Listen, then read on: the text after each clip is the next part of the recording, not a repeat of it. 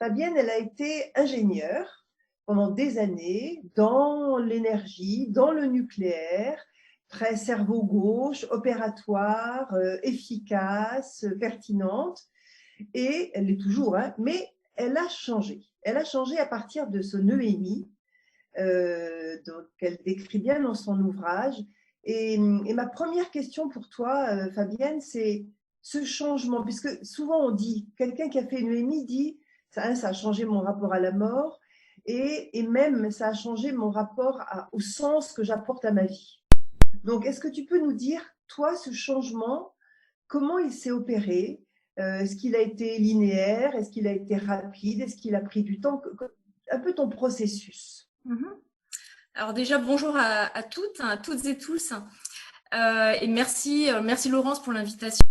Le changement n'a pas été immédiat. Il s'est fait au bout de 10 ans. En fait, il m'a fallu un certain temps pour digérer, pour cheminer, pour intégrer et accepter cette expérience et qui sortait complètement de mon cadre de référence scientifique, qu'on appellerait aujourd'hui matérialiste, c'est-à-dire avec une vision qui se base sur des preuves, le palpable, le tangible, etc. Bien évidemment, à l'époque, je ne connaissais pas ce terme-là et ce n'est pas comme ça que je me décrivais. En 2004, je vis donc une EMI qui a provoqué en fait un séisme en fait dans la manière de voir le monde et de voir mon monde. Encore une fois, qui était basé sur, une éducation et des connaissances scientifiques qui ne font pas du tout appel aux états modifiés de conscience, à ce genre d'expérience. C'était complètement, c'était pas dans mon cadre, de pensée.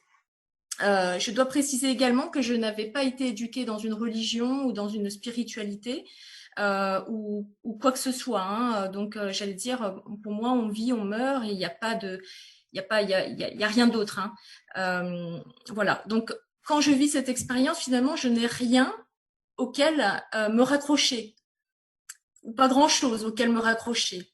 Et puis ensuite, je vis ce que je vais appeler moi des bizarreries, c'est-à-dire j'avais comme des informations qui arrivaient, des synchronicités, des signes, des sortes de prémonitions, c'est-à-dire des informations corrélées ensuite par d'autres personnes. Et ça, c'est intéressant parce que moi, je reste quand même dans cette dynamique de besoin de preuves, comme si finalement, j'allais dire peut-être, en tout cas, c'est mon interprétation aujourd'hui, ma conscience, peut-être c'était expansée, c'était ouverte à partir de cette expérience-là et que depuis, je vis avec.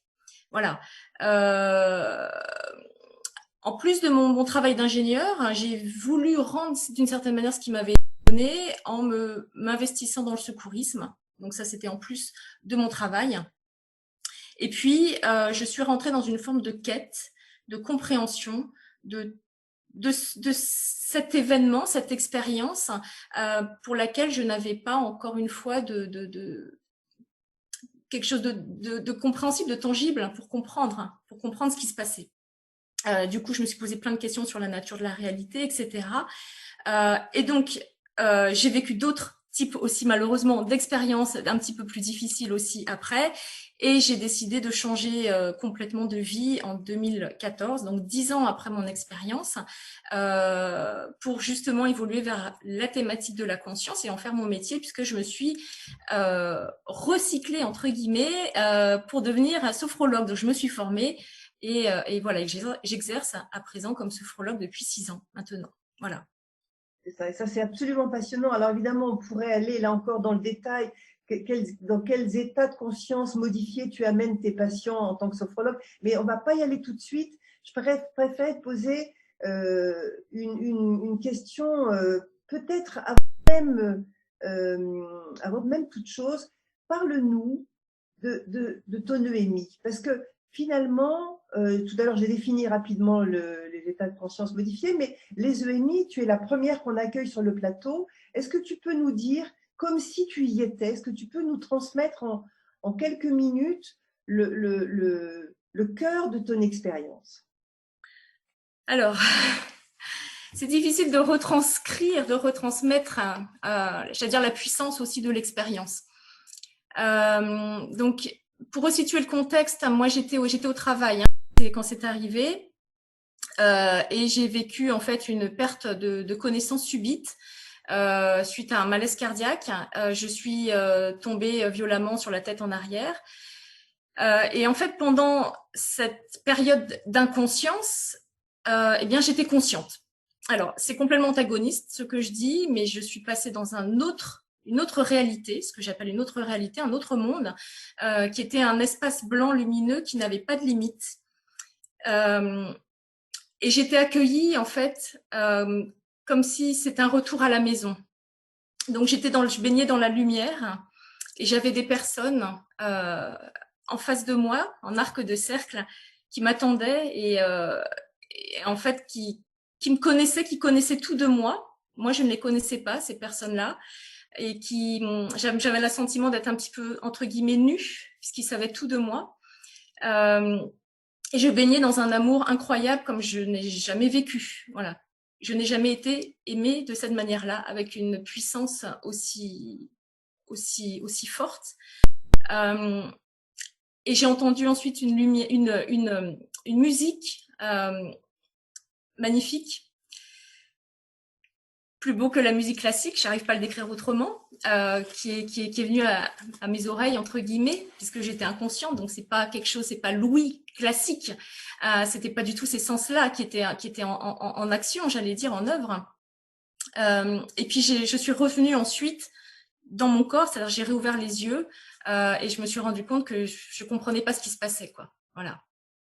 Voilà, en résumé, succinct, j'allais dire l'expérience qui m'a chamboulée. C'est ça. Tu nous fais en tout cas voyager dans une EMI avec beaucoup de simplicité et d'évidence. Et du coup, pour les médecins qui nous écoutent, est-ce que tu as été, comment, parce que c'est quand même tellement fort ce que tu nous racontes, comment ça a été accompagné par les soignants? Est-ce que tu as d'ailleurs à dire aux médecins qui nous écoutent? Oui, alors pour l'accompagnement, donc j'ai tout d'abord vu en fait un neurologue, puis un cardiologue, et en fait le neurologue, j'ai commencé en fait à lui expliquer un petit peu cette expérience. Je me suis dit mais j'allais dire je m'attendais à ce qu'il me dise mais vous avez vu une hallucination. Je m'attendais à ça. Et en fait non, il m'a écouté, il a accueilli donc on va dire ma parole, mais il ne m'a pas jugée. Et il ne m'a pas dit quoi que ce soit. Alors, ça, c'est perturbant aussi, parce que du coup, qu'est-ce que j'en fais? Du coup, je suis restée sans réponse. J'ai vu mon cardiologue et je n'ai pas évoqué cette expérience. J'ai pas osé lui en parler, en fait. C'est une expérience extrêmement intime. J'ai beaucoup plus de facilité à en parler aujourd'hui, bien évidemment, puisque le temps est passé. Mais il faut savoir que quand ça m'est arrivé, j'étais pas du tout dans cette optique d'en parler de cette manière-là aussi librement. C'est un an après, j'ai eu la chance de rentrer en contact avec le professeur Rémi Chauvin, qui est un biologiste, qui était professeur à la Sorbonne, et qui m'a énormément rassurée. Il m'a dit qu'il y avait énormément de cas dans le monde entier de personnes qui vivaient ce genre d'expérience et que c'était pas étudié en France malheureusement, et que ça portait effectivement ce nom de EMI en fait. Voilà. Donc pour moi, ça a été un petit peu une rencontre, j'allais dire, importante dans ma vie, qui m'a permis de me dire que j'étais pas dingue, quoi. J'avais le sentiment que j'étais pas dingue, hein, très honnêtement, ni même que c'était une hallucination, parce que c'était beaucoup plus réel que la vie là telle qu'on le voit. Pour moi, c'est fade. Malheureusement, notre vie là est un petit peu fade par rapport à la puissance de cette expérience, de ce vécu, et que mes sens étaient aiguisés. Voilà, donc j'avais une conscience accrue. Que je n'ai pas là et que j'ai pas retrouvé.